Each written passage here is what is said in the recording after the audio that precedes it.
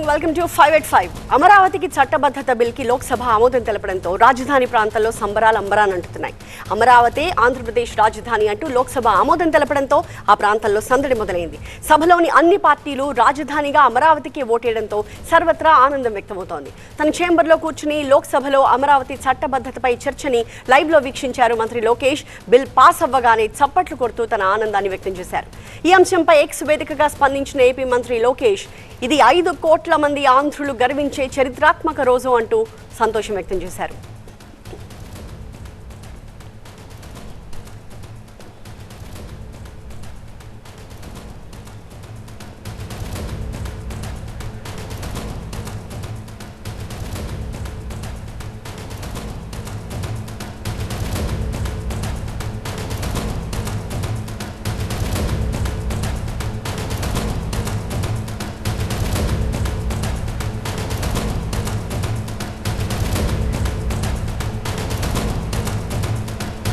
దీనికి సంబంధించి మా ప్రతినిధి ఈశ్వర్ మనకి లైవ్ లో జాయిన్ అవుతున్నారు లేటెస్ట్ డీటెయిల్స్ తో. ఈశ్వర్, సో మొత్తానికి ఒక అడుగు ముందుకు పడింది, ఒక స్టెప్ కంప్లీట్ అయిపోయింది.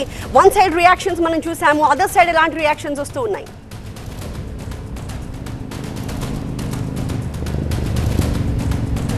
ప్రస్తుతానికి ఆంధ్రప్రదేశ్ రాష్ట్ర రాజధానికి సంబంధించిన అంశం దేశవ్యాప్తంగా చర్చకి దారితీసిన నేపథ్యం ఈరోజు కనిపించింది. ఎందుకంటే లోక్సభలో రాష్ట్ర విభజన చట్టానికి సంబంధించిన సవరణ చేపట్టిన నేపథ్యంలో ఆంధ్రప్రదేశ్ రాజధాని అంశం జాతీయ స్థాయిలో ప్రధాన చర్చగా నిలిచింది. వాస్తవానికి రాజధాని అన్నది కేవలం ఒక పరిపాలనాపరమైన నిర్ణయం మాత్రమే. కానీ ఆంధ్రప్రదేశ్లో నెలకొన్న ప్రత్యేక రాజకీయ పరిస్థితులు కావచ్చు, లేకపోతే ఇక్కడ సాధారణంగా రాష్ట్రాల్లో రాజధానులు భూసేకరణ ద్వారా చేస్తారు. కానీ ఇక్కడ భూ సమీకరణ ద్వారా చేయడంతో రైతులతో రాజధానికి విడదీయలేని సంబంధం, రైతుల భవిష్యత్తుకి, రైతుల భూములకు సంబంధించి నేరుగా ప్రత్యక్షంగా ప్రమేయం ఉన్న నేపథ్యంలో ఇక్కడ చట్టబద్ధత అవసరమని పెద్ద ఎత్తున ఉద్యమాలు నడిచాయి. ఈ నేపథ్యంలో దానికి సంబంధించి చోటు చేసుకున్న ఈ పరిణామానికి సంబంధించి రాష్ట్రంలో కూడా పెద్ద ఎత్తున రాజధాని రైతులు అయితే హర్షం వ్యక్తం చేస్తున్న నేపథ్యం కనిపిస్తోంది. రేపు రాజ్యసభలో కూడా ఆమోదం పొంది ఆ తర్వాత గజెట్ రిలీజ్ అయిన తర్వాత రాష్ట్ర స్థాయిలో వేడుకలు నిర్వహించాలని ప్రభుత్వం నిర్ణయించింది. ఆ మేరకు ఇప్పటికే ఏర్పాట్లను కూడా చేస్తోంది. భారీ స్థాయిలో ఒకే రాష్ట్రం ఒకే రాజధాని, నా రాష్ట్రం ఆంధ్రప్రదేశ్, నా రాజధాని అమరావతి అన్న ఒక నినాదాలతో భారీ ఎత్తున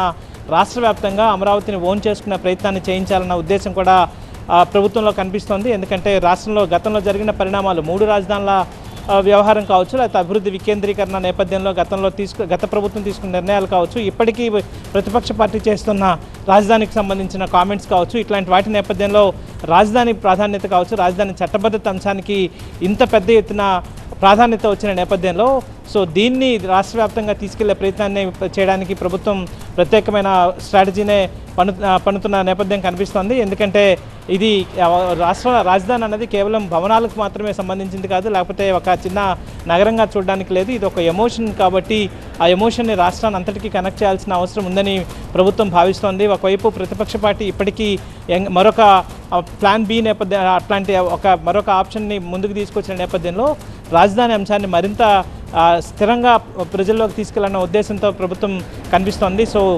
రేపు రాజ్యసభలో ఆమోదం పొందిన తర్వాత కావచ్చు, ఆ తర్వాత గెజెట్ వచ్చిన తర్వాత పెద్ద స్థాయిలో వారోత్సవాలు కూడా, అంటే రాష్ట్రం మొత్తం మీద దీనికి సంబంధించి ఒక మూమెంట్ తీసుకోవాలన్న ఉద్దేశం ప్రభుత్వంలో కనిపిస్తోంది. ఆ మేరకే ముఖ్యమంత్రి నిన్న టెలికాన్ఫరెన్స్ కూడా పెట్టి పార్టీ శ్రేణులకు కావచ్చు, అయితే కూటమి పార్టీల ప్రజాప్రతినిధులు కూడా చెప్పడం జరిగింది. ఇంత పెద్ద ఎత్తున ఎందుకు ఒక రాష్ట్ర రాజధాని అన్నది సాధారణంగా ఇంత పెద్ద వివాదాస్పదం కాదు, ఇంత పెద్ద ఇన్నిసార్లు దానికి సంబంధించిన చర్చలు ఉండవు. కానీ ఆంధ్రప్రదేశ్లో చోటు చేసుకున్న అనేక పరిణామాల నేపథ్యంలో ప్రస్తుతం ఉన్న రాష్ట్ర రాజధానికి సంబంధించిన అంశం మీదే ఇంత పెద్ద చర్చ జరగడం కావచ్చు, లేకపోతే ఈ స్థాయి ప్రాధాన్యత కలగడం కావచ్చు, లేకపోతే పార్లమెంట్ ఏకంగా చట్టబద్ధత కల్పించడం కావచ్చు. ఆ తర్వాత మళ్ళీ ఇప్పటికీ ఆ చట్టబద్ధతకి ఎంత శాంటిటీ ఉంది, ఆ చట్టబద్ధతకి మళ్ళీ ఒకవేళ కొత్త ప్రభుత్వాలు వస్తే వాటిని కొత్త రాజధానిని ఎంపిక చేసుకోలేవా, లేకపోతే ఆ స్వేచ్ఛ రాష్ట్రాలకు లేదా? ఎందుకంటే ఇతర రాష్ట్రాలలో కూడా ఇతర రాష్ట్రాలకు సంబంధించి కాబట్టి రాజధాని అంశం రాష్ట్రాలకు సంబంధించిన సబ్జెక్ట్ కాబట్టి ధర్మాన ప్రసాదరావు చెప్పినట్టుగా వైఎస్ఆర్ కాంగ్రెస్ పార్టీకి సంబంధించి చాలా కీలక నేతగా ఆయన చెప్పిన వ్యాఖ్యలు కావచ్చు, ఒకవేళ అమరావతి విఫలమైతే రాజధానిగా టేకాఫ్ కాకపోతే, లేకపోతే అక్కడ పెట్టుబడులు రాకపోతే మళ్ళీ మరొక ప్రాంతానికి మార్చుకున్న వెసులుబాటు రాష్ట్ర రాష్ట్ర ప్రభుత్వానికి ఉండదా అని ఆయన చేసిన వ్యాఖ్యల నేపథ్యం కావచ్చు. వీటన్నిటి నేపథ్యంలో దీనికి ఒక స్టెబిలిటీ ఇవ్వాల్సిన బాధ్యతని ప్రభుత్వం గుర్తు చేస్తోంది. ఎందుకంటే రాజధాని ప్రాంతానికి ఒక స్టెబిలిటీ, ఒక స్థిరత్వం కానీ లేకపోతే ఒక పొలిటికల్ రాజకీయంగా దీనికి ఒక గట్టి సపోర్ట్ కానీ చేయకపోతే, గట్టి సపోర్ట్ రాకపోతే పెట్టుబడులు మళ్ళీ వచ్చేదానికి ఇబ్బందులు ఎదురే అవకాశం ఉంటుంది. కాబట్టి ఆ దిశగా ఇప్పుడు చట్టబద్ధత తీసుకురావడం కూడా అందులో భాగంగానే ఇకపైన రాజధానిని మార్చే అవకాశం ఉండదు అంటేనే పెట్టుబడిదారులు కావచ్చు, లేకపోతే ఈ పారిశ్రామికవేత్తలు ముందుకు వచ్చే అవకాశం ఉంటుంది. అప్పుడు మాత్రమే రాజధాని యొక్క, ఎందుకంటే రాజధాని అంటే ఆ మొత్తం ఆ రాష్ట్రానికి గ్రోత్ ఇంజిన్ లాంటిది. ఆ రాజధాని వేదికగానే ఆ రాష్ట్రం ముందుకు వెళ్లాల్సిన అవసరం ఉంటుంది. తెలంగాణకి హైదరాబాద్ లాగా, కర్ణాటకకి బెంగళూరు లాగా, చెన్నై లాగా, మెడ్రాస్కి చెన్నై లాగా ఒక కీలకమైన నగరం గ్రోత్ ఇంజిన్ లాగా ముందుకు వెళ్లాల్సిన అవసరం ఉంటుంది. కాబట్టి ఆ రాజధానికి ఆ చట్టబద్ధత లేకపోతే పెట్టుబడులు కానీ పారిశ్రామికవేత్తలు పెద్ద ఎత్తున రారు. కాబట్టి ఆ దిశగా నమ్మకాన్ని కల్పించేదే ఆ ప్రయత్నాన్ని రాష్ట్ర ప్రభుత్వం చేస్తుంది. అందులో భాగంగానే అమరావతి బిల్లుకి సవరణ, విభజన చట్టానికి సవరణ కావచ్చు, లేకపోతే చట్టబద్ధత కల్పించే ప్రయత్నం నేపథ్యంలో భారీ ఎత్తున ఇక్కడ విజయవంతమైన కార్యక్రమాలు నిర్వహించడానికి ప్రభుత్వం సిద్ధమవుతున్న నేపథ్యం కనిపిస్తోంది. ఇదిలా ఉంటే ఏపీకి రాజధానిపై వైసీపీ అధినేత జగన్ చేసిన వ్యాఖ్యలు ఇప్పుడు తీవ్ర చర్చనీయాంశంగా మారాయి. అమరావతికి వ్యతిరేకం కాదు, గట్టిగా మాట్లాడితే ఏ ప్రాంతానికి వ్యతిరేకం కాదు, కానీ అమరావతి ప్రాంతంలో అంత ఖర్చు పెట్టడం అనవసరం అని అంటున్నారు వైసీపీ అధినేత జగన్. అమరావతి సాధ్యం కాదు, రాజధాని అనేది ఏపీకి ఎప్పటికీ సమస్యగానే ఉంటుందన్నారు. ఈ సమస్య పరిష్కారం కోసమే తన దగ్గర ప్లాన్ బి ఉందంటున్నారు జగన్. ఆ ప్లాన్ బి పేరే మావిగన్. అమరావతికి బదులుగా మచిలీపట్నం నుంచి గుంటూరు వరకు రాజధానిగా డిక్లేర్ చేయాలన్నారు. మచిలీపట్నం నుంచి గుంటూరు వరకు ఉన్న 110 కిలోమీటర్ల ప్రాంతాన్ని రాజధాని ఏరియాగా ప్రకటించి హైవేకు 2 వైపులా అభివృద్ధి చేస్తే సరిపోతుందంటున్నారు జగన్. ఆ ప్రాంతానికి మావిగన్ అనే పేరు ఎందుకు పెట్టాలనే దానిపైన క్లారిటీ ఇచ్చారు జగన్.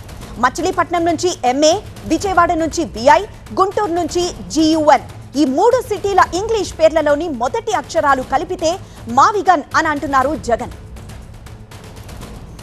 ఈరోజు చెన్నై అనేది పోర్ట్ సిటీ, బాంబే అనేది ఈరోజు పోర్ట్ సిటీ. ప్లాన్ బి కింద మేము చెప్పినాము మచిలీపట్నం టు విజయవాడ 70 కిలోమీటర్లు, విజయవాడ టు గుంటూరు మరో 40 కిలోమీటర్లు, మొత్తం ఈ 110 కిలోమీటర్లు నేషనల్ హైవే రోడ్డు ఉంది. ఈ నేషనల్ హైవేకు కాస్త అటు ఇటుగా ఈ మొత్తం క్యాపిటల్ ఏరియా కింద డిక్లేర్ చేయండి. మచిలీపట్నం నుంచి ఎంఏ తీసుకోండి, విజయవాడ నుంచి విఐ తీసుకోండి, గుంటూరు నుంచి జియుఎన్ తీసుకోండి, మావి గన్ అని పేరు పెట్టండి. మచిలీపట్నం, విజయవాడ, గుంటూరు, మా వి గన్. సరే, గన్ అంటే బాగుండదు నీకు, అది జగన్ అనేది గుర్తుకొస్తుంది లేదనుకుంటే సరే వేరే పేరు పెట్టండి. పూర్తి వివరాలు మా ప్రతినిధి వసంత్ అందిస్తారు. వసంత్, జగన్ చెప్తున్న ఈ మావిగన్ ఎంతవరకు సాధ్యం? అమరావతికి బదులుగా మావిగన్ ప్రాంతాన్ని డెవలప్ చేయాలంటున్నారంటే అమరావతికి వైసీపీ అనుకూలమా లేక వ్యతిరేకమా? జగన్ వ్యాఖ్యలను ఎలా అర్థం చేసుకోవాలి? రాజధానికి సంబంధించినటువంటి అంశంలో తాము ఏ రోజు ఇక్కడ వ్యతిరేకం అనేటువంటి అంశాన్ని చెప్పలేదు. అమరావతి విషయంలో చాలా స్పష్టంగా తమ పార్టీ విధానాన్ని చెప్పామంటూ కూడా జగన్మోహన్ రెడ్డి చెప్పే ప్రయత్నం చేశారు. ప్లాన్ ఏకి సంబంధించి గతంలో తాము ఏవైతే ప్రతిపాదనలు చేశామో, అంటే రాష్ట్రంలో ఉన్నటువంటి అన్ని ప్రాంతాలు సమాన అభివృద్ధి చెందాలి, సమాన అవకాశాలు కల్పించాలనే ఉద్దేశంతో తాము గతంలో తీసుకున్న నిర్ణయం నచ్చలేదు. కాబట్టి ప్లాన్ బి ప్రకారమైన ఇప్పటికైనా ప్రభుత్వం యోచిస్తుందంటే ఆ దిశగా కూడా పరిగణలోకి తీసుకోవట్లేదు. అందుకు సంబంధించి కొన్ని ప్రతిపాదనలు కూడా ఆయన తెరపైకి తీసుకొచ్చారు. అందులో ఒకటి మావిగన్ పేరుతో, అంటే మచిలీపట్నం, విజయవాడ, గుంటూరును కలుపుతూ ఇప్పటికే జాతీయ రహదారులు అనుబంధంగా ఉన్నాయి. దేశంలో అనేక రాష్ట్రాలు పోర్టు సిటీలుగా అభివృద్ధి చెందాయి. ముఖ్యంగా చెన్నైతో పాటుగా ఇటు మహారాష్ట్రలోని ముంబైకి సంబంధించిన పోర్టు సిటీలుగా అభివృద్ధి చెందాయి. దేశంలో ఉన్నటువంటి మెట్రోపాలిటన్ సిటీస్తో పోటీగా రాష్ట్రం అభివృద్ధి చెందాలన్నా, ఆ దిశగా అడుగులు పడాలన్నా కూడా, ఇటు హైదరాబాద్, బెంగళూరు లాంటి నగరాలతో పోటీ పడాలన్నా కూడా స్పష్టమైన సమగ్రమైనటువంటి ప్లాన్ అనేది రాష్ట్ర ప్రభుత్వం వద్ద ఉండాలి. కానీ ఆ దిశగా ప్రభుత్వం యోచన చేయడం లేదు అనేది జగన్మోహన్ రెడ్డి చెప్పే ప్రయత్నం చేశారు. అలాగే గతంలో విశాఖపట్నాన్ని ఆ దిశగా అభివృద్ధి చేయాలని చూసాము, అది ప్రభుత్వానికి నచ్చలేదు, ఇప్పుడున్నటువంటి ప్రభుత్వానికి నచ్చలేదు. కానీ రాష్ట్ర ప్రభుత్వం రాజధాని అమరావతి విషయంలో దాదాపు 2 లక్షల కోట్ల రూపాయలు ఖర్చు పెడుతోంది. అందులో 10% ఖర్చు పెట్టినా కూడా ఈ ప్లాన్ బి ప్రకారం మావిగన్ బేస్ చేసుకుని ప్లాన్ బి ఏదైతే తాను ప్రతిపాదించానో దాని ద్వారా 10% పెట్టుబడి పెట్టినా కూడా ఖచ్చితంగా అభివృద్ధి చెందడానికి అవకాశం ఉంటుంది. దాదాపు 2 లక్షల కోట్ల రూపాయలు ఖర్చు పెట్టినా కూడా అమరావతి ఎప్పటికి పూర్తవుతుందో స్పష్టత లేనటువంటి అంశం కాబట్టే తాము ఈ నిర్ణయం ఈ అంశాన్ని స్పష్టం చేస్తున్నట్టు కూడా జగన్మోహన్ రెడ్డి చెప్పే ప్రయత్నం చేశారు. ముఖ్యంగా రాజధాని అమరావతికి సంబంధించిన విషయంలో అప్పుడు ఇప్పుడు ఎప్పుడు తాము వ్యతిరేకం కాదు, సమాన అభివృద్ధి సమాన అవకాశాలు రాష్ట్ర వ్యాప్తంగా ఉండాలని తాము గతం నుంచి చెప్తూ ఉన్నాం. అన్ని ప్రాంతాలు అభివృద్ధి చెందాలని, గతంలో న్యాయ రాజధాని కావచ్చు, శాసన రాజధాని కావచ్చు, ఇట్లా 3 ప్రాంతాలుగా అభివృద్ధి చేయాలని గతంలో నిర్ణయం తీసుకున్నాం. అందుకు తగ్గట్టుగా అనేక నిర్ణయాలు తీసుకుని అమలు చేసినప్పటికీ కూడా తమ పైన దుష్ప్రచారం చేశారు. కానీ అమరావతి పేరుతోటి రాష్ట్ర ప్రభుత్వం అవినీతికి పాల్పడుతోంది. 2 లక్షల కోట్ల రూపాయలతో ఇప్పటి వరకు 2 లక్షల కోట్ల రూపాయలతో అభివృద్ధి చేయాలని చూస్తున్నారు. సెల్ఫ్ ఫైనాన్స్ ప్రాజెక్టుగా దాన్ని ప్రొజెక్ట్ చేస్తున్నప్పటికీ కూడా ఈ 7 ఏళ్లలో రాష్ట్ర ప్రభుత్వం ఏమి అభివృద్ధి చేసింది అనేది జగన్మోహన్ రెడ్డి ప్రశ్నిస్తున్నారు. అందులో భాగంగానే ఈ మ్యావిగన్ ప్లాన్ బికి సంబంధించిన ప్రతిపాదన అయితే తీసుకొచ్చామో దాన్ని కనీసం పరిగణలో తీసుకొని ఉంటే ఇటు ఖర్చు ఆదా అవుతుంది, రాష్ట్రం పైన అదనపు భారం పడకుండా ఉంటుంది. మరోవైపు త్వరితగతిన రాజధాని ఏర్పాటుకి సంబంధించిన అంశాలు నిర్ణయం తీసుకున్నట్టు ఉంటుంది. పోర్టు సిటీలుగా ఇప్పటికే అభివృద్ధి చెందాయి, పెట్టుబడులు అధికంగా వచ్చినటువంటి మిగతా రాష్ట్రాలతో త్వరగా పోటీ పడడానికి అవకాశం ఉంటుందని కూడా జగన్మోహన్ రెడ్డి చెప్పే ప్రయత్నం అయితే చేశారు. ఇప్పటికే రైతులకు మభ్యపెట్టే ప్రయత్నం చేస్తూ ఉన్నారు. రాజధాని పూర్తిగా ఇప్పటివరకు చేయలేదు, అందులో కనీసం రిటర్నబుల్ ఫ్లాట్స్ ఇవ్వలేదు, వారికి సంబంధించి ఆదుకునే ప్రక్రియ ఎక్కడ చేపట్టలేదు. మరోవైపు సెకండ్ పూలింగ్కి వెళ్ళే ప్రయత్నం చేస్తూ ఉన్నారు. కాబట్టి రాజధాని ఎప్పటికి పూర్తవుతుందో కూడా చెప్పలేని స్థితిలో ప్రభుత్వం ఉంది. రైతుల్ని మభ్యపెట్టే ప్రయత్నంలో భాగంగానే ఇప్పుడు చట్టబద్ధత పేరుతోటి అలాగే బిల్లులు ప్రవేశపెట్టి ఆ బిల్లును శాసనసభలో ఆమోదం తెలిపి దాన్ని పార్లమెంటుకి పంపి రైతుల్ని మభ్యపెట్టి రాష్ట్ర ప్రజలను మభ్యపెట్టి రాజధానిలో ఏదో జరుగుతుంది, అమరావతికి సంబంధించిన అంశాన్ని రాష్ట్ర వ్యాప్తంగా చర్చకు పెట్టే ప్రయత్నం చేస్తున్నట్టు కూడా జగన్మోహన్ రెడ్డి చెప్పే ప్రయత్నం చేశారు. ఈ మ్యావిగన్ ప్లాన్ బి ఏదైతే ఉందో దాన్ని ఇంప్లిమెంట్ చేస్తే ఖచ్చితంగా రాష్ట్రంలో త్వరగా అభివృద్ధి చెందడానికి కానీ ఆదాయానికి సంబంధించి ముఖ్యంగా వనరులు సమకూర్చుకోవడానికి కానీ రాష్ట్రం పైన అదనపు భారం పడకుండా ఉంటుందంటూ కూడా జగన్మోహన్ రెడ్డి చెప్తూ ఉన్నారు. ఎస్ వసంత్. పోయింగ్ థర్డ్ న్యూస్. అమరావతి చట్టబద్ధత బిల్లుపై చర్చ సందర్భంగా తెలంగాణ ఎంపీల మధ్య మాటల తూటాలు పేలాయి. ఈ చర్చ సందర్భంగా పలువురు తెలంగాణ కాంగ్రెస్ ఎంపీలు విభజన చట్ట ప్రకారం తెలంగాణకు రావాల్సిన ప్రాజెక్టులు, నిధుల గురించి ప్రస్తావించారు. కేంద్రం ఏపీ విభజన చట్టంలో ఇచ్చిన హామీలను పట్టించుకోవడం లేదని విమర్శించారు. ఏపీలో 8 ఎయిర్పోర్ట్లుంటే తెలంగాణలో ఒకే ఒక్క ఎయిర్పోర్ట్ ఉందని, రైల్వేలోనూ తెలంగాణకు అన్యాయం జరుగుతుందని ఆరోపించారు. కూడా ఆంధ్రప్రదేశ్కి దాదాపు 7 నుంచి 9 ఎయిర్పోర్ట్లు ఉన్నాయి సార్. కానీ తెలంగాణలో కేవలం ఒకటే ఒక ఎయిర్పోర్ట్ ఉన్నది సార్.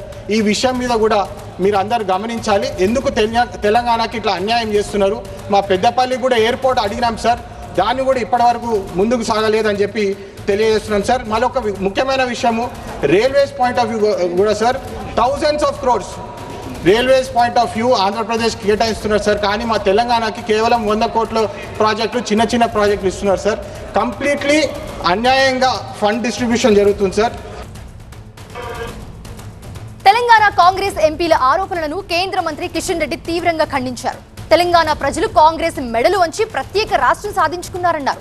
తెలంగాణకు గత కాంగ్రెస్ బీఆర్ఎస్ ప్రభుత్వం అన్యాయం చేస్తుందని, కేంద్రంలోని నరేంద్ర మోదీ ప్రభుత్వం రాష్ట్రానికి న్యాయం చేస్తుందని తెలిపారు.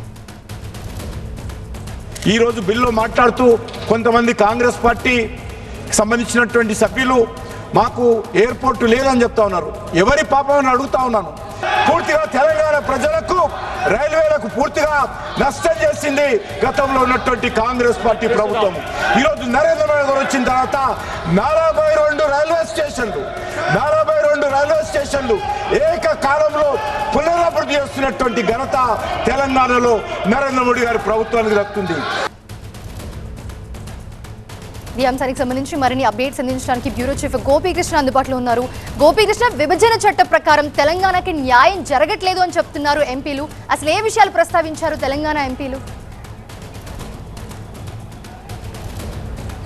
ఎస్, ఆంధ్రప్రదేశ్ పునర్వ్యవస్థీకరణ చట్ట సవరణ బిల్లు ఇది అమరావతికి చట్టబద్ధత కల్పించే అంశమైనప్పటికీ 2 రాష్ట్రాలకు సంబంధించిన మూలమైన బిల్లు కాబట్టి సో ఈ బిల్లుపై సవరణ బిల్లుపై చర్చలో భాగంగా తెలంగాణకు సంబంధించిన ఎంపీలు కూడా పాల్గొన్నారు. గడ్డం వంశీ, అలాగే రఘురామ్ రెడ్డి, అంతేకాకుండా మల్లు రవి, కిషన్ రెడ్డి.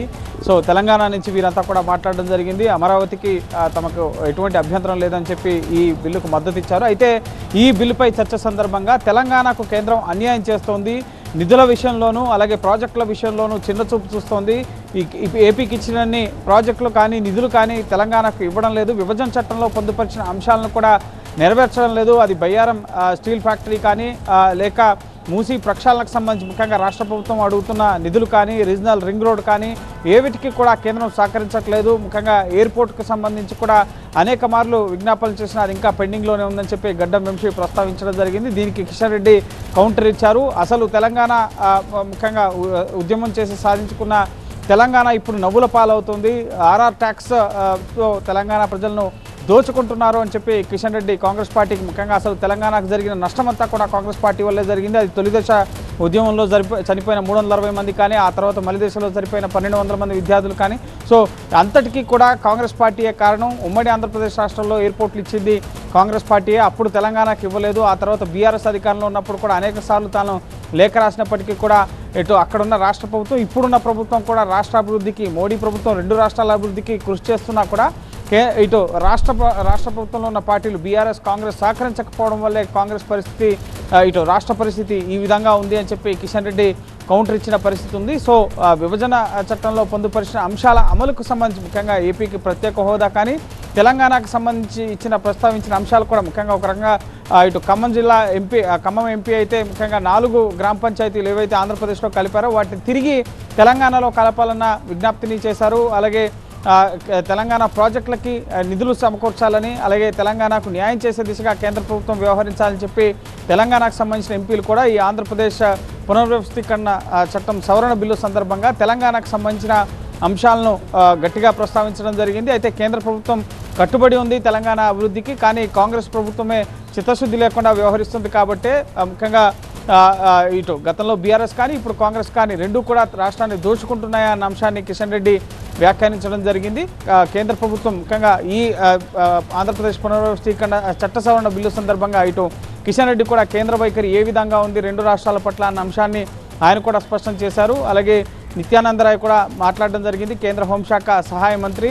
సో 2 రాష్ట్రాల అభివృద్ధికి కూడా కేంద్రం కట్టుబడి ఉంది. ఆ దిశగానే ముఖ్యంగా గతంలో అనేక హామీలు ఇచ్చారు, కానీ ఆ హామీలు అనేవి చట్టంలో పొందుపరచలేదు. అది ఏపీకి ప్రత్యేక హోదా కానీ లేక ఇటు బయ్యారం స్టీల్ ఫ్యాక్టరీ ఫీజబిలిటీ చూడాలి అన్న అంశాలని ముఖ్యంగా ప్రస్తావించడం జరిగింది. కాబట్టి ఇంకా కొన్ని అంశాలు నెరవేరలేదు.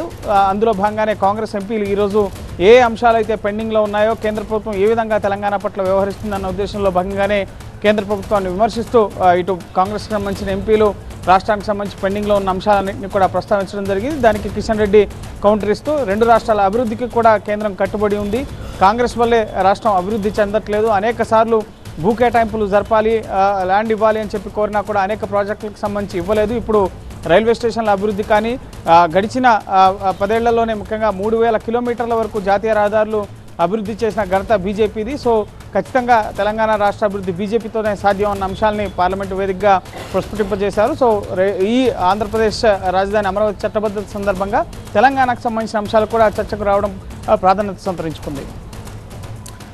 ఇక 3,000 కోట్ల రూపాయల బకాయిలు వెంటనే చెల్లించాలి. ఎన్టీఆర్ వైద్య సేవలోని 2017 నాటి రేట్లు సవరించాలి. బకాయిలు చెల్లించకుండా కొత్తగా యూనివర్సల్ హెల్త్ స్కీమ్ తేవడం ఏమిటి? ఇలా 3 ప్రధాన కారణాలతోటి ఏపీలోని ప్రైవేట్ స్పెషాలిటీ ఆసుపత్రుల్లో ఎన్టీఆర్ వైద్య సేవలు పూర్తిగా నిలిచిపోయాయి. అయితే ఈ బంద్ కంటిన్యూ అవుతుందా, బంద్కు బ్రేక్ పడుతుందా అన్నదానికి సంబంధించిన బ్రేకింగ్ ఇది. హెల్త్ సెక్రటరీతో నెట్వర్క్ హాస్పిటల్స్ అసోసియేషన్ చర్చిస్తోంది. 15 రోజుల్లో 1000 కోట్లు చెల్లిస్తామని ప్రభుత్వం చెప్తోంది. యూనివర్సల్ హెల్త్ స్కీమ్ ఆలోచన ప్రస్తుతానికి వాయిదా వేయాలని, లిఖితపూర్వక హామీ ఇవ్వాలని హాస్పిటల్స్ అసోసియేషన్ కోరుతున్నాయి. ప్రతిసారి హామీలు ఇచ్చి మాట తప్పుతున్నారని అసహనం వ్యక్తం చేస్తున్నాయి. కాసేపట్లో network hospital general body meeting ఉంది. మీటింగ్లో బంద్పై నిర్ణయం తీసుకోనున్నాయి నెట్వర్క్ హాస్పిటల్స్.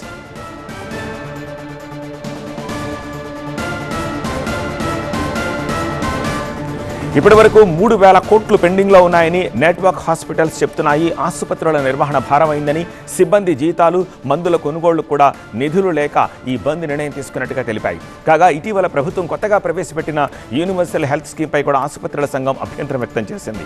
పాత బకాయిలను చెల్లించకుండా కొత్త పథకాల గురించి భారీ ప్రకటనలు చేయడంపై అసహనం వ్యక్తం చేశారు. ఎన్టీఆర్ వైద్య సేవలు నిలిపివేయడంపై ప్రభుత్వం వెంటనే స్పందించి చర్యలు తీసుకోవాలని సామాన్యులు కోరుతున్నారు.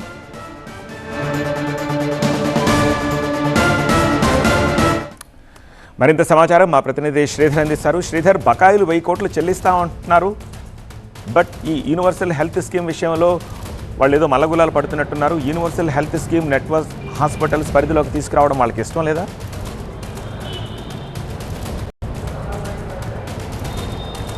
ఎస్, ప్రైవేట్ హాస్పిటల్స్ కానీ ఆశాకు కానీ యూనివర్సల్ హెల్త్ స్కీమ్ని మాత్రం దీని పరిధిలోకి తీసుకురావడం మాత్రం వారికి ఇష్టం లేదన్నట్లే తెలుస్తుంది. ఎందుకంటే ససేమిరా దానికి ఒప్పుకోవటం లేదు. ఎందుకంటే ఈ యూనివర్సల్ హెల్త్ స్కీమ్కి ముఖ్యంగా దీనికి సంబంధించి మాతో ఎలాంటి చర్చలు జరపలేదు, మాకు దీనికి సంబంధించి ఏ విధమైన సమాచారం ఇవ్వలేదు. వారంతట వారే యూనివర్సల్ హెల్త్ స్కీమ్ని తీసుకొచ్చారని మాత్రం వీరు అంటున్నారు. మొత్తం కూడా ఈ ఆశాకు సంబంధించి మాత్రం ఈరోజు ప్రిన్సిపల్ సెక్రటరీ సౌరభ్ గౌర్తో చర్చలు జరిపారు. కానీ చర్చలు కూడా సఫలం కాలేదని తెలుస్తుంది. ఎందుకంటే ఇప్పుడు గతంలో 6 నెలల క్రితం కూడా చర్చలు జరిపారు. అప్పుడు కూడా లిఖితపూర్వకంగా మాకు ఎలాంటి హామీ ఇవ్వలేదు. ఇప్పుడు కూడా చర్చలు జరిపారు, దాదాపు 3 గంటల సేపు చర్చలు జరిపారు. ఈ రోజు కూడా మాకు ఎలాంటి లిఖితపూర్వకంగా హామీ ఇవ్వలేదు. 15 రోజుల్లో 1000 కోట్లు చెల్లిస్తాము. అదేవిధంగా ఈ మొదటి త్రైమాసికం అంటే దాదాపు జూలై నెల ముగిసే సమయానికి ఒక 1000 కోట్లు చెల్లిస్తామంటే 2000 కోట్లు చెల్లిస్తామని ఓవరాల్గా చెప్తున్నప్పటికీ మాత్రం ఎలాంటి లిఖితపూర్వక హామీ ఇవ్వటం లేదు. దీనివల్ల మాత్రం ఇటు మా అసోసియేషన్ సభ్యులు మాత్రం తీవ్ర నిరాశతో ఉన్నారు. ఎందుకంటే ఇవి గతంలో డిసెంబర్లో చెల్లిస్తామని హామీ ఇచ్చారు, కానీ డిసెంబర్ దాటిపోయింది, ఇప్పుడు మార్చి వచ్చింది. అయినా కానీ ఇంతవరకు ₹1 కూడా చెల్లించటం లేదని, ఇటు ఆసుపత్రుల నిర్వహణ కూడా భారంగా మారిందని మాత్రం వారు ఆవేదన వ్యక్తం చేస్తున్న పరిస్థితులను అనుకోండి. ముఖ్యంగా ఈ యూనివర్సల్ హెల్త్ స్కీమ్ పై కూడా వారు పూర్తి అసహనంతో ఉన్నారు. ఎందుకంటే వారు దాదాపు ఇప్పుడు ఈ రోజు చర్చలో చూసుకుని మాత్రం యూనివర్సల్ హెల్త్ స్కీమ్ కూడా చర్చకు వచ్చింది.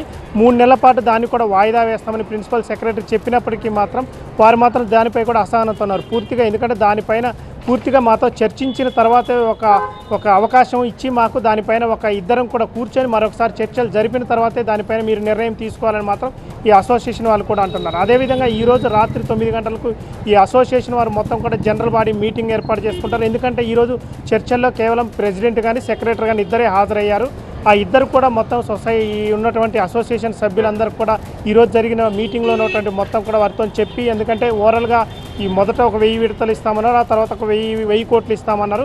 ఈ 2000 కోట్లు ఇస్తామని చెప్పారు అని వారికి అసోసియేషన్ సభ్యులకు చెప్పిన తర్వాత వారు చెప్పినటువంటి దాన్ని బట్టి చూసుకొని ఈ నైట్ 9 గంటలకి మీటింగ్ పెట్టుకుంటారు. కానీ ఈ మీటింగ్ ఉద్దేశం మాత్రం ఖచ్చితంగా రేపు ఈ కంటిన్యూగా ఈ సమ్మె మాత్రం కంటిన్యూ అయ్యే అవకాశం కనిపిస్తుంది. ఎందుకంటే వీరు గతంలో మాకు ఓరల్గా ఇచ్చారు అవకాశం, కానీ ఇప్పుడు కూడా ఎలాంటి లిఖితపూర్వక హామీ ఇవ్వలేదు. దీని కారణంగా మాత్రం ఖచ్చితంగా రేపటి నుంచి ఈ సమ్మె మాత్రం కొనసాగే అవకాశం మాత్రం కనిపిస్తుంది.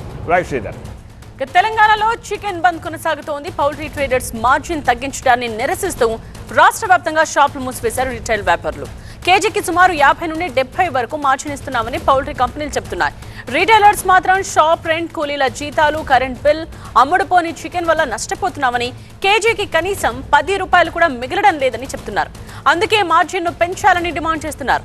పౌల్ట్రీ కంపెనీలు దిగొచ్చేంత వరకు పోరాటం కొనసాగుతుందని చికెన్ షాప్ ఓనర్స్ అసోసియేషన్ ప్రకటించింది. బంద్లో భాగంగా రిటైల్ షాపులు మూతపడగా కంపెనీ అవుట్లెట్స్ లో విక్రయాలు కొనసాగించడంపై వ్యాపారులు ఆగ్రహం వ్యక్తం చేస్తున్నారు. షాపులు మూసివేయాలంటూ స్నేహ చికెన్స్ కంపెనీ అవుట్లెట్స్ ముందు తెలంగాణ చికెన్ షాప్స్ అసోసియేషన్ సభ్యులు ఆందోళనకు దిగారు. పెట్రోల్ బాటిల్స్ పట్టుకుని కంపెనీ ప్రతినిధులకు వ్యతిరేకంగా నినాదాలు చేశారు. ఈ క్రమంలో ఇరు వర్గాల మధ్య స్వల్ప తోపులాట చోటు చేసుకోవడంతో పోలీసులు రంగంలోకి దిగారు. ఏపీ, తెలంగాణ రాష్ట్రాల్లో సుగుణ, వెంకాబ్, స్నేహ, రామ్రెడ్డి వంటి ఫ్రాంచైజీస్ ఉన్నాయి. చిన్న చిన్న పౌల్ట్రీ ఫార్మ్స్ కూడా ఎక్కడికక్కడ ఉన్నా మెజారిటీ వాటా మాత్రం ఈ కంపెనీలదే ఉంటుంది. ఈ కంపెనీలన్నీ సిండికేట్ అయి తమకు మార్జిన్ ఇవ్వడం లేదని షాపుల యజమానులు ఆరోపిస్తున్నారు. పౌల్ట్రీ కంపెనీలు తమకు తక్కువ మార్జిన్ ఇస్తూ హోటల్స్, రెస్టారెంట్స్ కు ఎక్కువ డిస్కౌంట్స్ ఇస్తున్నాయని విమర్శిస్తున్నారు. నిర్వాహకులకు సరైన మార్జిన్ లేకపోవడం ముఖ్య కారణము.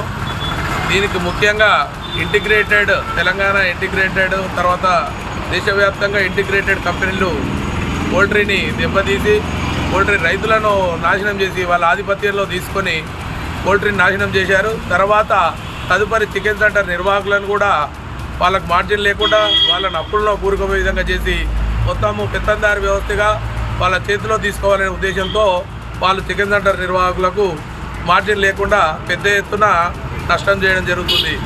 దానికి నిరసనగా తెలంగాణ రాష్ట్ర వ్యాప్తంగా చికెన్ సెంటర్ యజమానులందరూ కూడా బంద్ చేయడం జరిగింది. విషయానికి సంబంధించిన కంప్లీట్ డీటెయిల్స్ ని కరెస్పాండెంట్ శ్రవణ్ లైవ్ లో అందిస్తారు. శ్రవణ్, పౌల్ట్రీ కంపెనీలు ఈ బంద్ పై రియాక్ట్ అయ్యాయా? రేపటి నుంచి అంటే డెడ్ లైన్ అయిపోయింది, రేపటి నుంచి ఇంకోలా ఉంటుందని చెప్తూ ఉన్నారు వ్యాపారులు. రేపటి నుంచి వాళ్ళ కార్యాచరణ ఏ విధంగా ఉండబోతోంది? ఈరోజు రాత్రి వరకు పౌల్ట్రీ కంపెనీలకు ఈ రీటైలర్స్ ఒక డెడ్ లైన్ అయితే అల్టిమేటం ఇచ్చారు. రాత్రి వరకు తమకు అనుగుణంగా పౌల్ట్రీ కంపెనీలు నిర్ణయం తీసుకోకుంటే ఖచ్చితంగా దీనిపై నిరసన వ్యక్తం చేస్తాము. ఏదైతే స్నేహ కంపెనీ ప్రత్యేకంగా ఉండేది, స్నేహ పౌల్ట్రీకి వ్యతిరేకంగా వాళ్ళు నిర్ణయం తీసుకునే అవకాశాలు, ఎందుకంటే తెలంగాణలో దాదాపుగా కూడా 95% పౌల్ట్రీని మేనేజ్ చేసేది తన ఆధీనంలో ఉంచుకున్న స్నేహ కంపెనీ. ప్రస్తుతం చూస్తున్నాము, ఒక చికెన్ షాప్ దగ్గర ఉన్నాం. ప్రస్తుతం ఉన్న చికెన్ షాపులు అయితే దాదాపుగా బంద్ ఉన్నాయి. తెలంగాణ రాష్ట్రంలో దాదాపుగా 50,000 చికెన్ షాపులు ఉంటే అవన్నీ కూడా దాదాపుగా బంద్ ఉన్నాయి, ఒకటి అరా తప్పితే.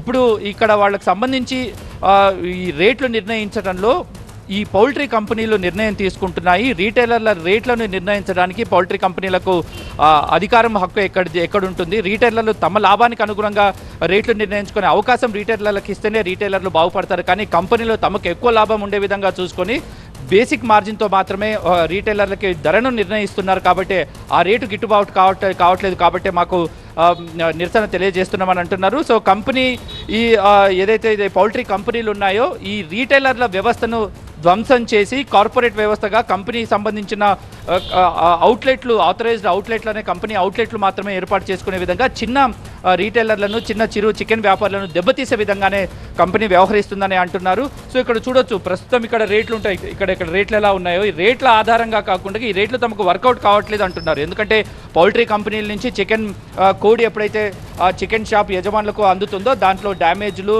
దాంతోపాటు తరుగులు, దాంతోపాటుగా కూడా రకరకాల విధమైన కోతలు విధించిన తర్వాత తమకు ఏ రకం కూడా తమకు మిగలట్లేదు. కాబట్టే తమకు అనుగుణంగా రీటైల్ కంపెనీలకు అనుగుణంగా పౌల్ట్రీ కంపెనీలు నిర్ణయం తీసుకోవాలని అంటున్నారు. ఒకవేళ స్నేహ కనుక ఈ రాత్రిలోపు రీటైలర్లకు అనుగుణంగా నిర్ణయం ఎటువంటి ప్రకటించకపోతే రేపు నుంచి డైరెక్ట్గా స్నేహ కంపెనీకు వ్యతిరేకంగా తమ కార్యకలాపాలు ఉంటాయని అంటున్నారు. వాళ్ళు పూర్తిగా కూడా స్నేహ కంపెనీని బ్యాన్ చేసి వేరే పౌల్ట్రీపై ఆధారపడేందుకు కూడా ప్రత్యామ్నాయాలు వెతకటంలో సందేహం లేదు అనేది పౌల్ట్రీ యజమానులు ఇస్తున్న అల్టిమేటం. రైట్ శ్రవణ్, ఇది 5/5. ఇక లోక్సభలో అమరావతికి చెయ్యెత్తి చేకొట్టారు అన్ని పార్టీల నేతలు. చర్చ సందర్భంగా ఎవరేమన్నారో ఒక బ్రేక్ తరువాత చూస్తూనే ఉన్న టీవీ 9.